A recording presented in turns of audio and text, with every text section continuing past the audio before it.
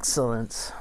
All right, well, welcome, guys. Glad you all are here. And my name is John. I'm a church planter with Multiply, like Brad was just saying. So you guys are part of Multiply Indiana, and so we are on mission together around Indianapolis metro area. And so my wife and I started our first church in Brownsburg back in 2011. So we're about 10 years into church planting in different avenues and different ways. And we're now currently in Westfield, which is home for us. My wife and I both grew up in Noblesville, and so our house sits like our side of the street is Westfield Schools, the other side of the street is Noblesville Schools. So we're like right there on the border and right in our backyard of home. And so anyway, close to her dad, my parents, literally about 12 months after we moved into our house and moved back close, they moved away and moved back to Kokomo. I'm like, thanks, Mom and Dad. Yeah, that's great. You know, want to bring the grandkids to be close to you, and then you're gone. You're out of here. So anyway, I'm speaking to you about how to be a good friend, Social Cues 101. Autumn left it a little bit vague there of how I wanted to approach this and how I wanted to take this, but I really want to keep it pretty story formed for you today and chat with you about some ways that this looks like ministry for us, but also to just share with you some personal stories from my family and specifically about my son, because genuinely I'm still learning more from that kid about social cues than I could ever pretend to know myself. I've got two kids. Ava is 11. She is our more introverted, artistic child, and she actually very real time for her. She had some panic attacks that kind of set on because of how social our lives are lived. When we first moved to Westfield to start this second church, we started like counting how many people we had hosted, and in our home between small group stuff, launch team meetings, groups from outside that we had hosted in our home, and a 3-month period, like 250 people that we had hosted in our home, and it actually was affecting our daughter. And so we had to be aware and learn in those moments how to scale it back, still do ministry in an effective way, because relationships are a part of ministry, but how to scale that back to protect her and her needs there. But that's Ava. She's incredible. She loves to read. She loves art. She is already off the charts, way better than me at drawing and all of those things. My son Gavin is 10, so they're only 14 months apart. And Gavin is our social and active kid. And he never, ever, ever in his life has met a stranger. And literally, he knows everybody in the neighborhood today currently. But there are several stories I want to share about Gavin, because when we talk about this Social Cues 101, I mean, the kid is just natural at it. It's what he does. And it's so neat to watch the skill that he has, even as a 10-year-old kid, and how I believe God's going to use that to develop him. And just do incredible things through him for the kingdom of God. So a few short stories. When Gavin was in preschool, he knew already, like, we would take him in and out, we'd pick him up from his class. He knew every single kid in the preschool on a first name basis. Yeah. So that was no surprise to us. We already knew at a young age that he was a social kid, but there was one day specifically that I was walking him in to drop him off at preschool, and there was a dad walking out of the preschool. And as we were like crossing paths, Gavin looks up and he's like, "Hey, Joe, good to see you. Have a good day, man." And it just like clicked in my mind. I'm like, hang on a minute. My kid doesn't just know like the other kids. He's on a first name basis with like all of their parents, like walking in and out of preschool. Yeah. And so like there's this concept that I want to talk to you about for a little bit of from stranger to acquaintance. Yes. And I don't know if you guys have ever read through or gone through. I brought some quick handouts and we'll get to this, so we'll pass those around. This is from the book Art of Neighboring, but there's several things that we'll talk about on this. block map that you have, and that's yours. Take it with you, and if you want to take any notes on it here in the session today, you're welcome to as we talk breakout. But this is something that Gavin has done really, really well at, just because it's a natural thing for him, the ability to move from stranger to acquaintance. And he just knows everybody by name. And this resource that you have in front of you, there are 3 different parts to this block map that we're going to talk about, but all of it is centered around the great commandment given to us by Jesus. And so in Matthew 22, Jesus was kind of challenged. It says in verse 35, one of them, an expert in the law, asked a question to test him. So one of the religious leaders who were there, and he asked, "Teacher, which command in the law is the greatest?" Jesus responded, "Love the Lord your God with all your heart, with all your soul, with all your mind. This is the greatest and most important command. And the second is like it, to love your neighbor as yourself." All the law and the prophets depend on these 2 commands. And so the whole book, Art of Neighboring, it was written off of this concept of what would it look like if I actually took the great commandment literally. We have these perceptions of who our neighbor is, and we think about the Good Samaritan story, of if I were to ever walk by someone and see that they needed help, would I stop and take the time to help them, whether it was financially or physically or whatever their need was? And we think in our minds, well, of course I would stop because I'm a kind person, I'm full of the love of God, and so I would stop and I would take the time to help this person that's in need. And so we define that and we say, well, I think I love my neighbor really, really well.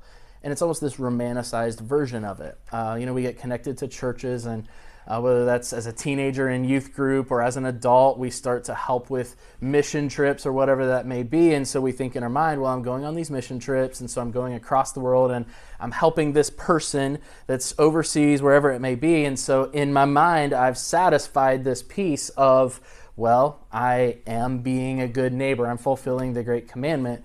The problem is, and what these authors, it's Dave Runny and Jay Pathak, they present this really probing, deep question of how can I say I love my neighbor when I don't even know their name? And that it's a convicting question to think about and really process. How can I say I love my neighbor when I don't even know that person's name? So on this block map, which that looks funny, doesn't it? Let's clear that out and go there. On this block map, there's 3 different pieces of information that we really need to talk through and think through when we talk about how to fill this out. Imagine that the yellow home in the center of the 8 homes represents yours. Now, again, I know that everybody's going to have a different context and a different way of looking at this. If you're in a dorm or an apartment community, this is going to look a little bit different. If you're in a rural setting of America, this could look even more different because these homes aren't close together at all. Your closest neighbor may be a half a mile down the road, in rural America, or heck, if you're in Montana, you've got 20 miles between you and the closest neighbor, but everybody has 8 neighbors who are in closest proximity to you. And the question was asked, and they did a survey of these 8 homes in closest proximity, however that looks for you in your setting. Can you fill out this block map? The first piece of information is the name of everyone who lives in the household. Only 10% of people in America could fill out the names of the people who live in closest proximity to them, the 8 closest homes. The second piece of information is some kind of relevant information that you can't get from them of just looking at the house next door to you or the apartment. You can't say, oh, they drive a blue car, because you see that pulling into the drive or into the parking space next to you. You can't do that. That's cheating. Some kind of relevant information that you got from having a conversation, like maybe they have 3 kids and they go to this certain school district. You saw that, you had a conversation, you know where they go to school. So only 3% of people surveyed could provide that second piece of information.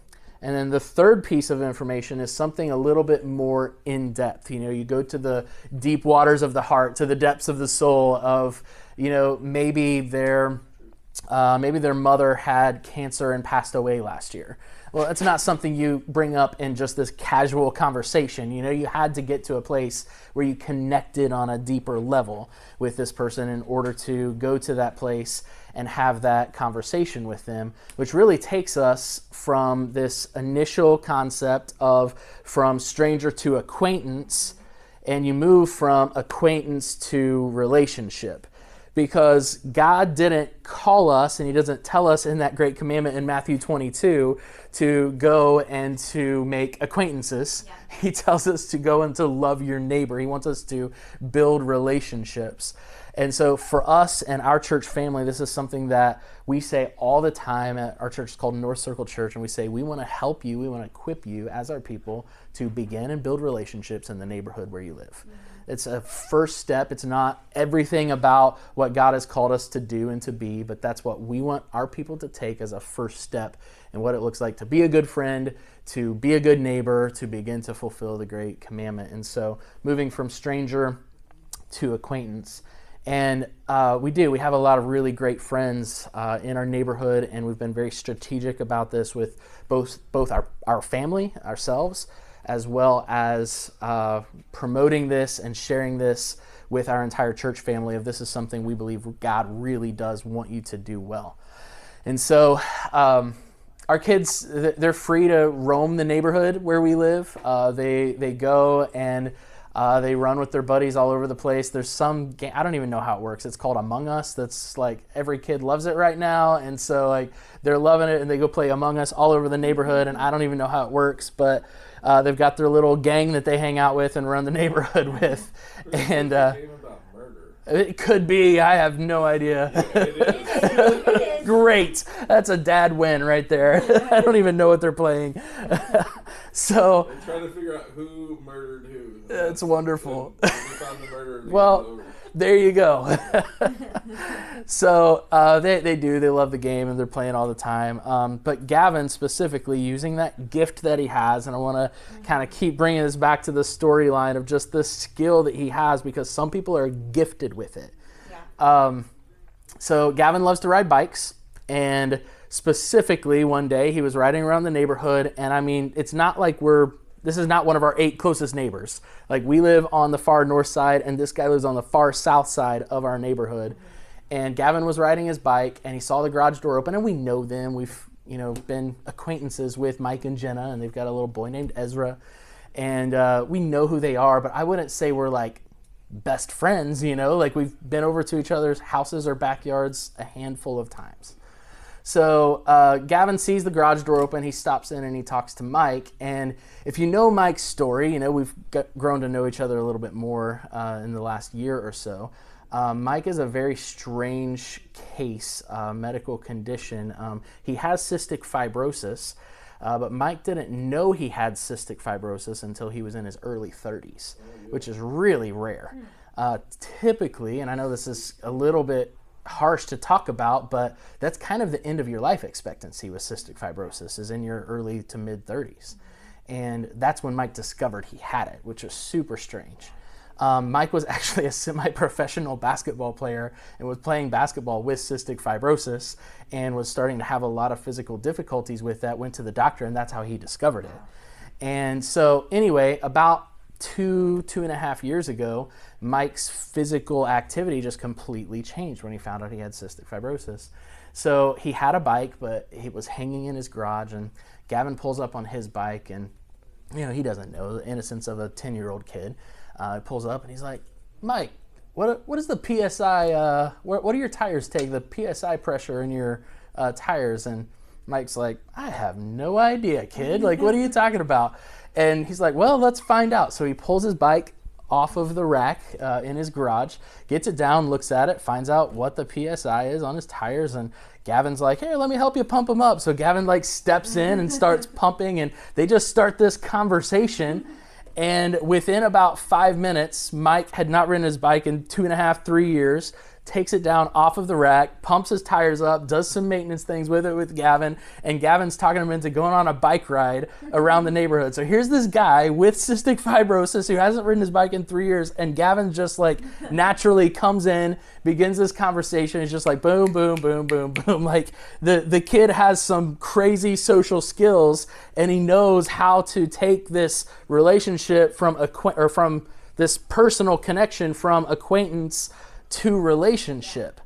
And it's a skill set that I think some people have naturally, but I think a lot of times we get really stuck in not knowing how to do that if we don't have that natural skill set, and we'll become timid almost, and we'll become really like backwards almost in our approach to people and think that we can't do those things just because we don't have that natural skill set. So what happens when I'm in these situations and I don't get it right? Because it doesn't mean that people who don't have this natural ability can't connect with others, because we're all going to have the awkward moments. Like every single one of us have been there. If you were in junior high school and you had the awkward years, or maybe you're in your 20s and you had the awkward years, whatever it is, we've all had the awkward years. In your mid-30s, yeah, still going through them today. And I mean, even with Gavin, again, just to keep building the story of like what this looks like for him, we were at another dinner party, and another one of our neighbors, his name is Steve. Steve's in his early 40s. And Steve, he loves organization. He loves like fancy kind of dinner parties. And so he set out this spread in his backyard. And we had several neighbors that he invited over, and we were all there. And, you know, it's like nice formal dinnerware, very outside of our comfort zone of what we were used to. Our kids, Ava and Gavin, were the only kids that were invited to the party that were able to talk. You know, there were like 2 other babies that were there, but they were still like in mom's arms kind of a thing. And so we get there, and everything's formal, everything's nice, there's music on, and there's fancy dinner and fancy plateware, and we all sit down, and Steve asks me if I would say a prayer before we eat. And so I open up and I say a prayer, and I mean, within seconds after my prayer is over, Gavin speaks up and he's like, "So who's everybody voting for?" And it's just this like awkward silence of like, you know, like as great of a skill as it is, like he's learning, he's processing what it looks like for him to be in those social environments and know what to say and when to say it and how to be a good friend. And there's going to be times when we don't get it right. Even the most skilled people who it comes so naturally for, we're not always going to get it right. We're not always going to land the plane.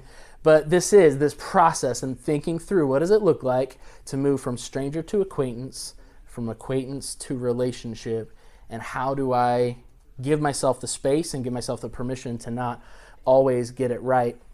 And I think I have a mentor in my life. He's 65 years old, planted some churches in Lithuania when the curtain fell in the 90s, just a super cool guy. And he always tells me this. He says that truth out of balance is error. And he always uses the illustration of a pendulum, you know? And so oftentimes we'll find people that want to come way over here in this party or way over here in this party. And most of the time, the place that you're going to find the truth is in this balanced approach. And I think that same thing is true when we talk about this idea of being a good friend. This idea of social cues 101 is we can find ourselves either being reclusive because we're afraid of what it could look like for me to step outside of that comfort zone and take the risk that I need to take to be a good friend. But then oftentimes, I think we've all kind of been in those environments before where we find ourselves around someone on the other side of this pendulum where they're the opposite of reclusive and they're overbearing. They dominate the conversation. They take over the conversation and nobody can get a word in. And so there's this balance, I think, that we're searching for and we're looking for, of knowing when to initiate conversation and when you're really being too much. And it's an art that takes practice. Putting healthy boundaries in place that are catered to you is a vital piece of this. I would encourage you to take some time to study a good personality assessment. Enneagram is a great tool if you're into the Enneagram, but there's a dozen of them out there. Some of the older ones. You're an 8? Nice. I'm a 7. Okay, great. Enneagram is a great tool, knowing yourself, knowing others, and how others respond. It's a good skill set for you to have. It's a way for you to develop and figure out where you fit in this balance of reclusive or overbearing, and you don't want to find yourself on either side. You really do want to find yourself in the middle, because there is a sweet spot to it. But really, there's a dozen of them out there. Old school, I think, is the temperaments. You've got sanguine, phlegmatic, choleric, and melancholy. They were just the 4 temperaments.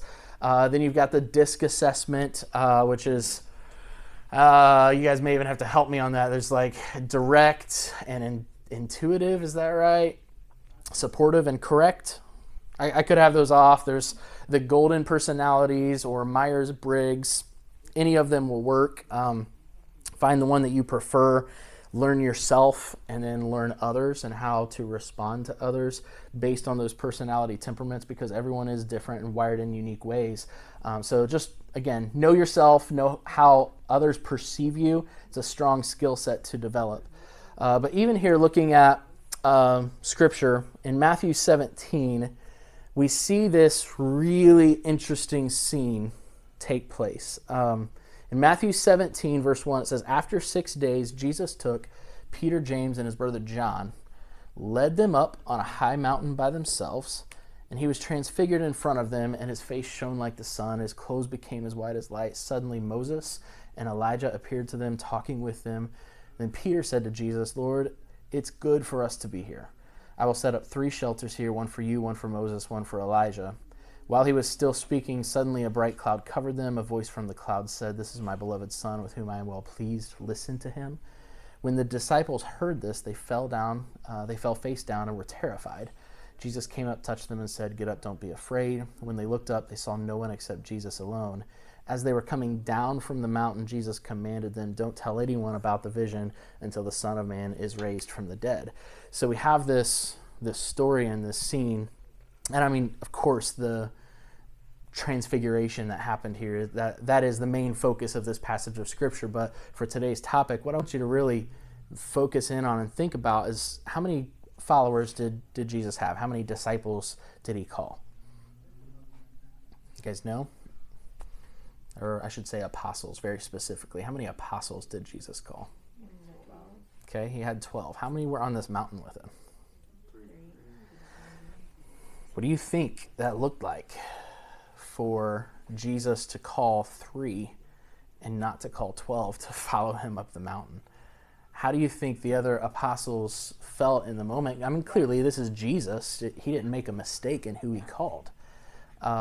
But there were 9 apostles who weren't included in that.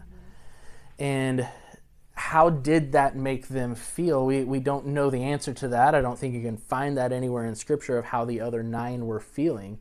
But there's an important piece of the puzzle here that we need to talk about when we're talking about being a good friend, and we're talking about this balance between reclusive versus overbearing, is that even Jesus had moments where he knew how to select the right people to be around him at the right time, and he knew what other people needed and what they didn't. And clearly Jesus is the perfect example we always want to look to for all things.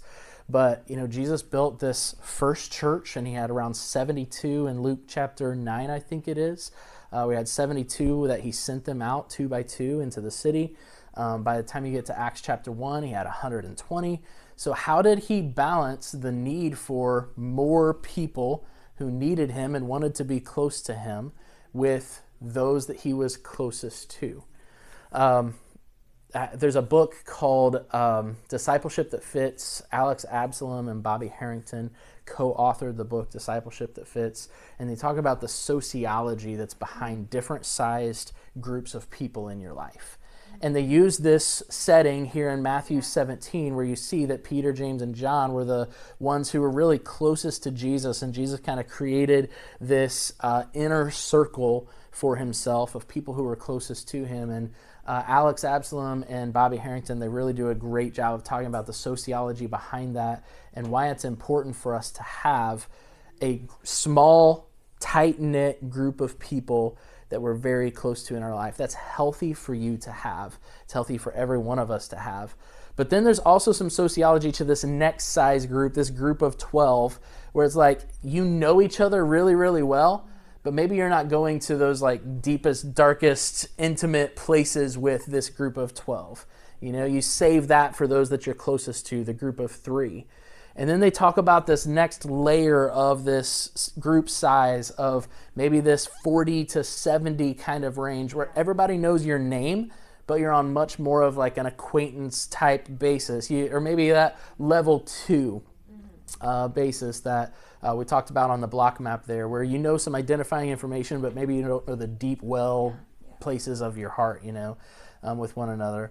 And Bobby and Alex, they go to this next level where they come out to this larger circle and they talk again about large group settings, you know, whether that's worship or concerts or whatever. You get in and there's hundreds or thousands in a room, and there's something special about that. But the sociological impact that those different size groups have on society is really neat to think about and to study. But when we talk about friendship, I think for the most part we're talking about the 12 or the 3.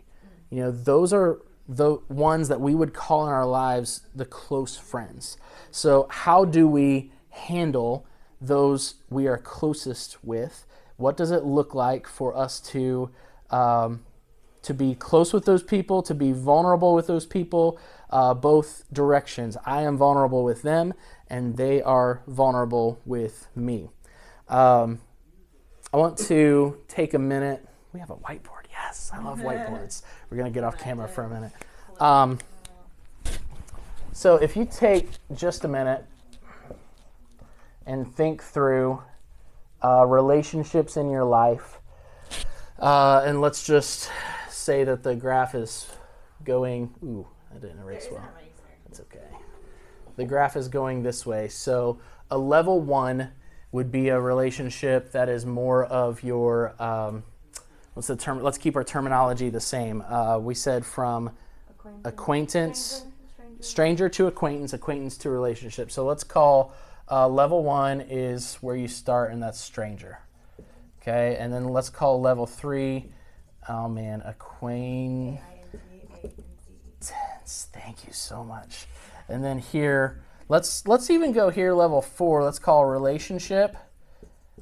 Okay, because we're gonna go like right here in the sociology numbers that we're talking about. Relationship. Let's call it.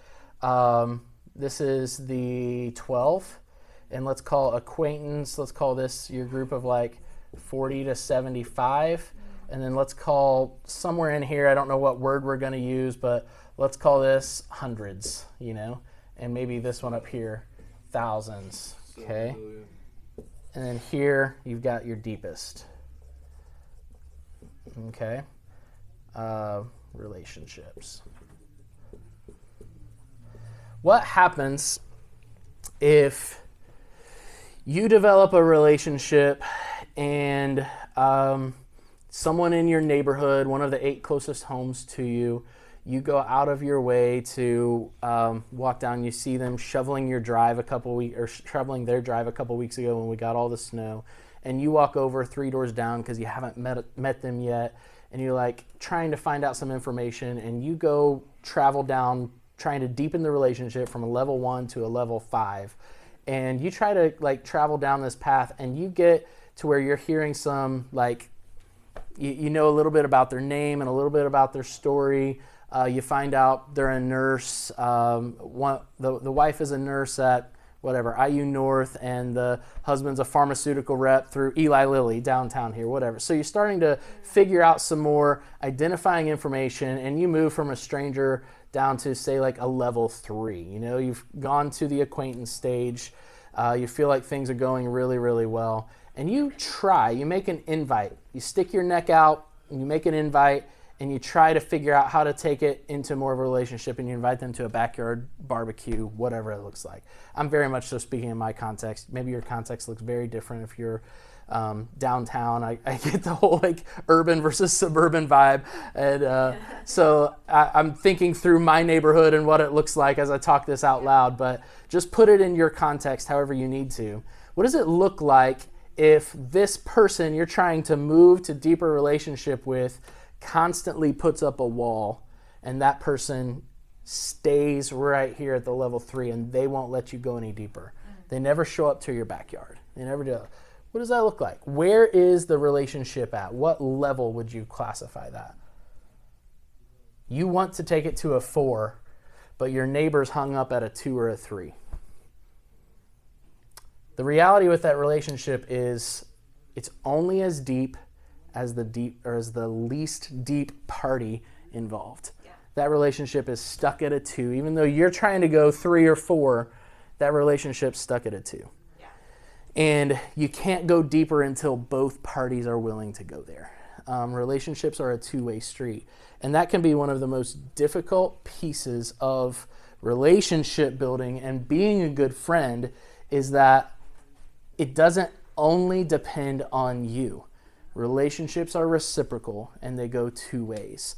And no matter how hard I may try to love someone well, to go to the next place and to move from a level 1 down to a level 3 or level 4, level 5, if that relationship is not reciprocated, then that relationship is stuck. And so I would encourage you, as you travel this journey, as you think through social cues and you try to move from stranger to acquaintance, from acquaintance to relationship, don't get discouraged. Keep loving people well. Keep trying to find out more information, to fill out the block map, whatever you need to do. Did it again. Fill out that block map and to go around and find the 3 pieces of identifying information about your neighbors: their names, more intentional information, and then deep relationship stuff as you can. So with that said, I know I'm early, but what questions do you guys have? Is there anything more that you may be struggling with right now that maybe we could have some dialogue over specific relationships that maybe you have in your life, that maybe I could just listen and try to give you some unbiased feedback? Have any hang-ups? Yeah. I have an interesting story. So I'm in college. I'm in college. I make friends really, really fast. I'm kind of like your son. I'm very social. But my group, I guess you could say, is kind of like at its difficulty. And I know that there's a little bit of sociology to this. But it consists of about 5 of us.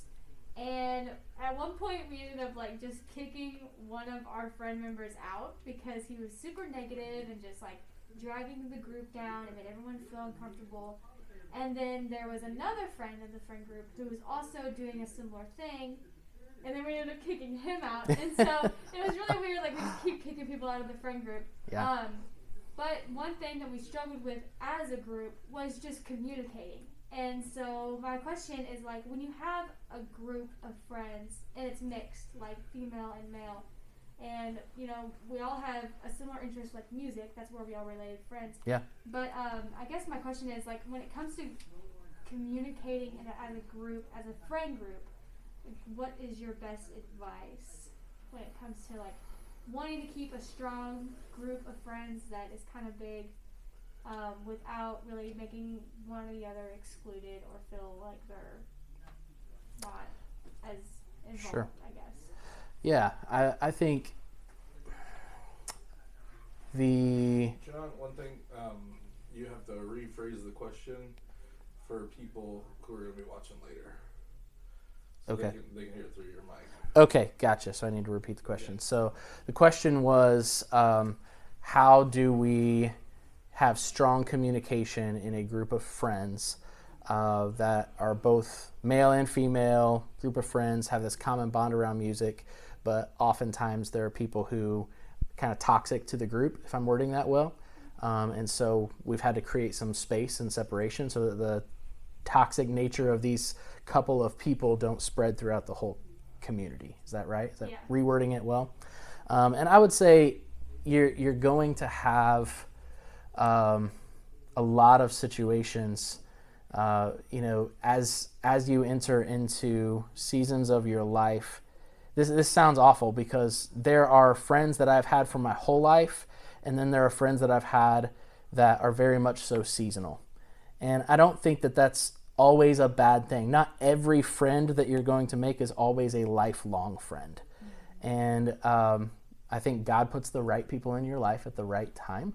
And so hang on to those friends that you think are going to be lifelong friends, and understand that sometimes it's okay to allow other friends to, make some space between you and them if that's something you need to do, is put up healthy boundaries for your own life.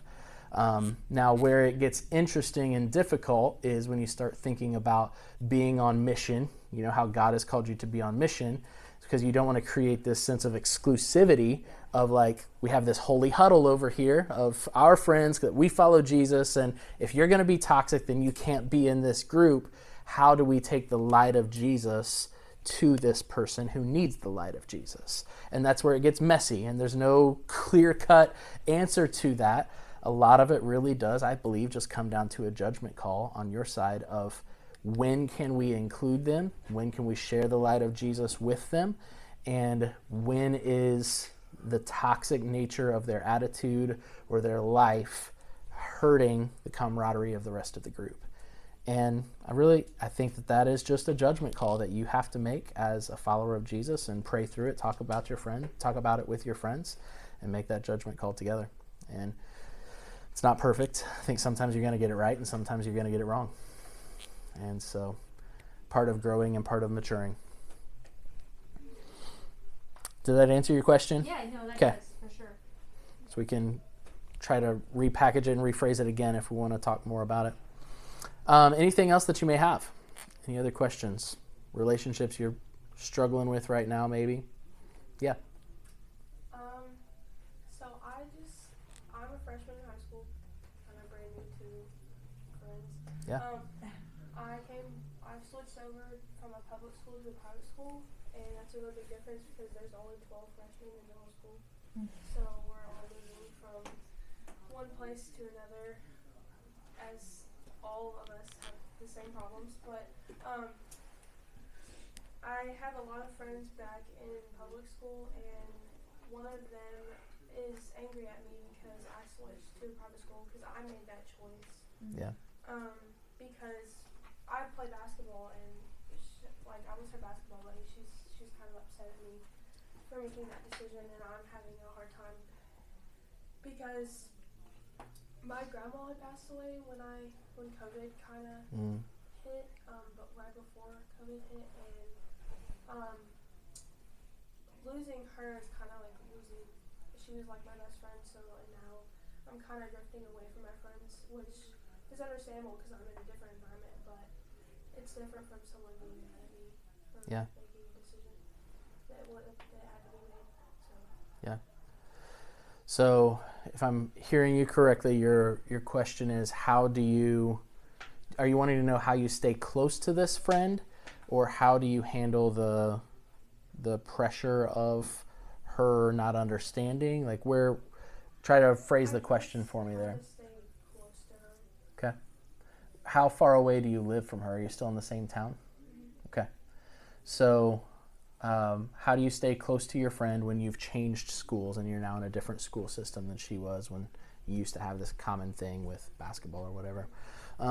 In that situation, I really would encourage you, as much as your parents and her parents can coordinate, find those common things that you can do together and keep that friendship close. If that's basketball, find times you can go to a local park and play basketball together. If that's, even just staying connected of whatever, sleepovers or whatever that looks like, find ways to stay connected to her.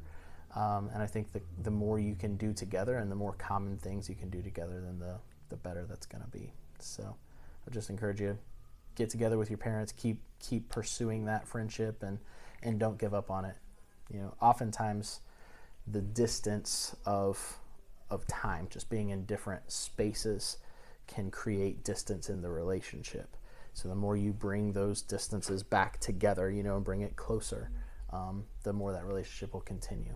So, yeah, I had a really close friend growing up. We went to different schools, but we did go to the same church. And so growing up, I would see him at church, and we found ways to be with one another whenever we could. When we started dating in their teenage years, we would go on double dates and stuff, and so just figuring out ways to spend time together, and the more time you spend together, the closer you'll be.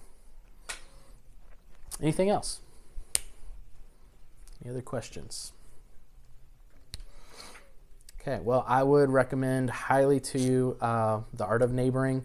Has so many good pointers.